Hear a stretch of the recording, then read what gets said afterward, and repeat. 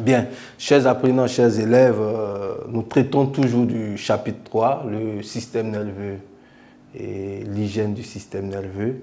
Dans la leçon numéro 1, nous avions parlé de l'anatomie du système nerveux. Là, nous avons dégagé les différentes parties du système nerveux. Dans la leçon numéro 2, on a parlé du rôle des nerfs et aussi des propriétés des nerfs. Voilà. Donc, à présent, nous allions aborder la leçon numéro 3 où nous allions parler du fonctionnement du système nerveux. Voilà. Comment le système nerveux fonctionne.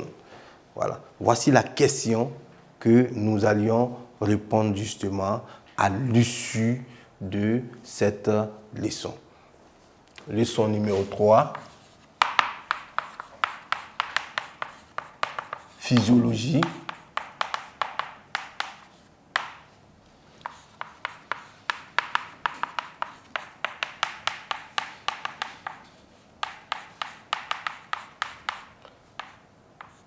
Physiologie du système nerveux. Bien, et dans cette leçon, nous allons aborder un certain nombre de notions. Un certain nombre de notions. Et donc, cette leçon, nous allons subdiviser ça encore en plusieurs petites parties afin de mieux cerner, voilà, et de mieux nous faire comprendre. Voilà. Donc, en premier lieu, nous allons parler de la notion de la sensibilité consciente. Voilà. Qu'est-ce que la sensibilité consciente? En deuxième lieu, nous allons parler de la notion de la motricité volontaire. Et en dernière partie, nous allions parler des mouvements involontaires. Il faut dire que la sensibilité consciente, la motricité volontaire, ce sont des exemples parfaits de mouvements qui sont sous le contrôle, n'est-ce pas, de l'encéphale. Voilà. Parce que nous avions parlé de l'axe cérébro-spinal qui est constitué de l'encéphale et de la moelle épinière. Dans cette leçon-là, vous allez constater que ces deux centres nerveux-là ne jouent pas le même rôle dans l'organisme. Voilà. L'un est responsable des mouvements volontaires et l'autre est responsable des mouvements involontaires. Donc, petit 1.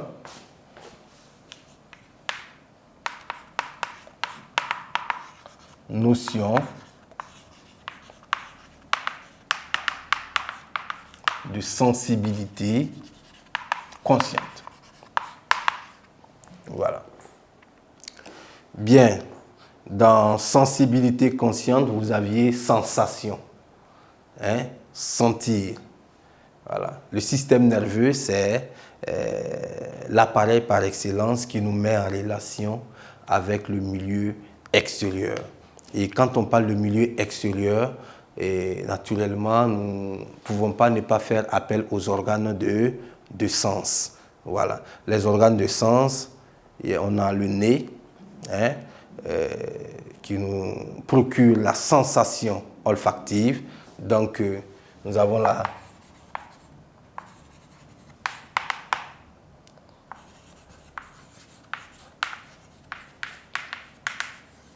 sensation olfactive.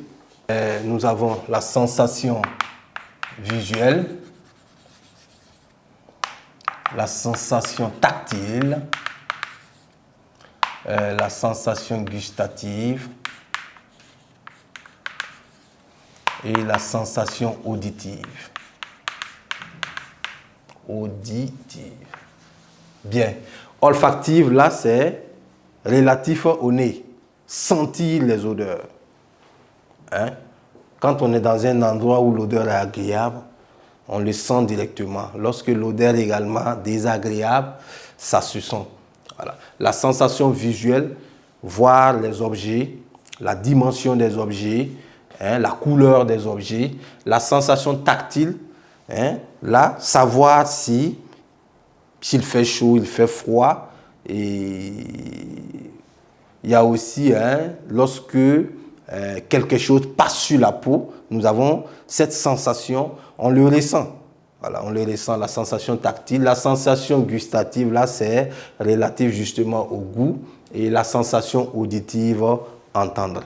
Voilà. Donc, vous voyez déjà que ces 5 éléments, hein, des 5 organes de sens de l'être humain nous permet réellement d'être en harmonie avec notre environnement.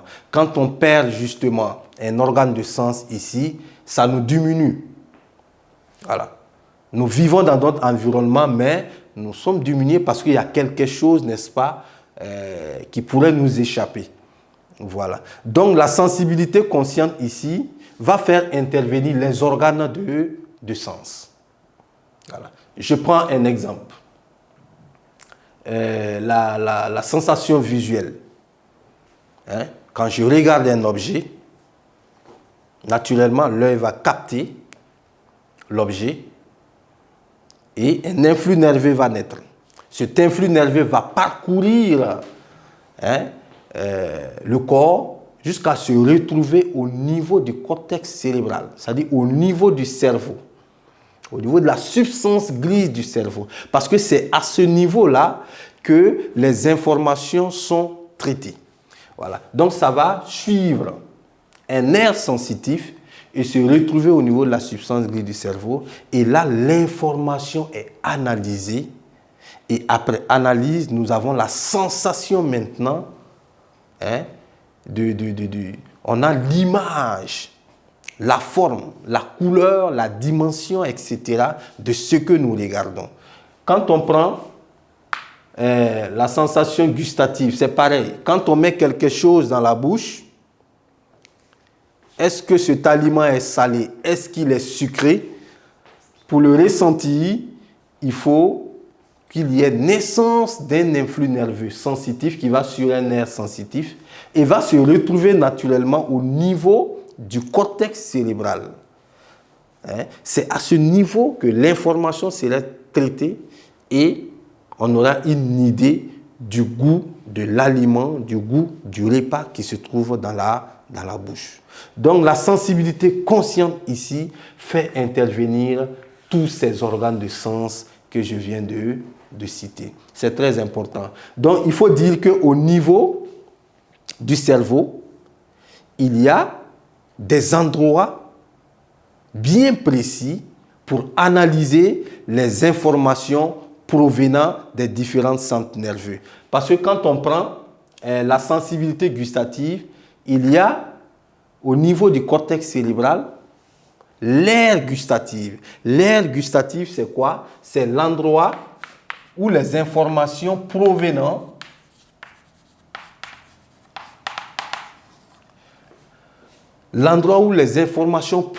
justement de la langue sont traitées.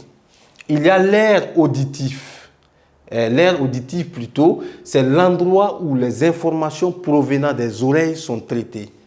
L'aire visuelle, c'est l'endroit où les informations provenant des yeux sont traitées. Donc, chaque organe de sens a une représentation au niveau du cerveau.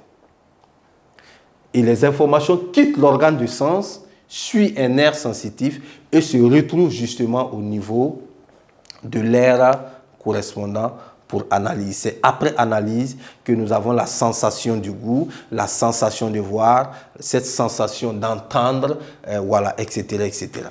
Voilà. Sur ce, nous allons observer justement un schéma qui va nous montrer le trajet suivi par l'influx nerveux dans le cas d'une sensibilité consciente. Bien, nous avions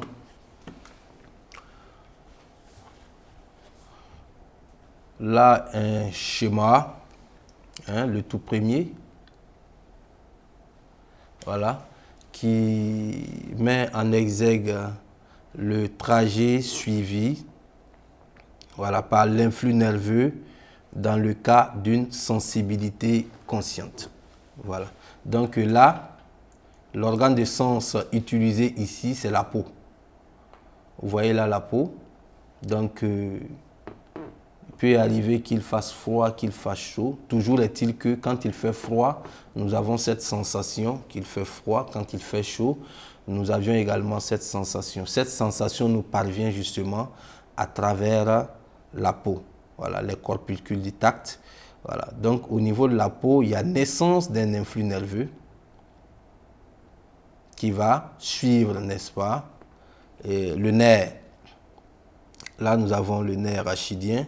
Ça va rentrer par la racine postérieure du nerf rachidien et se diriger au niveau du cortex cérébral. Le cortex cérébral au niveau du cerveau, si vous voulez. Voilà, au niveau du cerveau. Donc la substance grise du cerveau, voilà, où se trouvent les aires. Voilà, les aires sensitives et motrices. Donc le centre chargé de traiter cette question est le centre tactile. Donc arrivé à ce niveau, l'information serait traitée et après traitement, nous avions maintenant la sensation qu'il fait froid ou qu'il fait chaud, voilà, etc., etc. Donc ici, les éléments qui interviennent dans ce mouvement-là, les éléments qui interviennent, nous avons tout d'abord la peau, voilà, qui est le premier élément, le récepteur. Ensuite, nous avons l'influx nerveux sensitif. Et enfin, nous avons le centre nerveux qui est le cerveau. Voilà. Donc ici, ça nous rappelle encore le rôle des nerfs que j'avais transmis tantôt.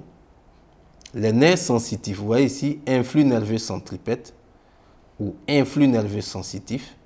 Son rôle, c'est de prendre l'information, voilà, au niveau de l'organe et conduire l'information au niveau du centre nerveux. Voilà.